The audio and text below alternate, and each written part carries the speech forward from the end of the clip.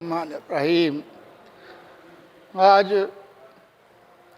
جو ہے اس ورکشاپ کے اندر شرکت کی سعادت میسر آئی۔ اس موقع پہ میں پاکستان کے محب وطن عوام سے یہ درخواست کروں گا کہ ہمارے ملک کے اندر ہمیں ایک دوسرے کا باہمی احترام کرنا چاہیے۔ انسانیت کے ناطے ہم سارے کے سارے ایک پلیٹ فارم پہ جمع ہوں، ہر ایک کی عزت محفوظ ہو، ہر ایک کا آبرو محفوظ ہو۔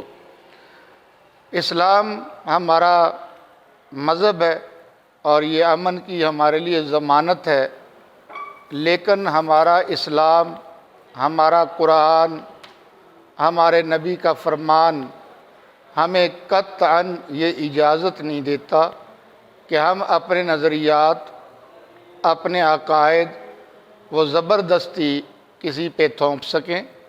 قرآن حکیم کے اندر سورہ بقرہ میں اللہ رب العزت نے فرمایا ہے لا اکراہ فی الدین، یہ دین کے اندر جبر نہیں ہے۔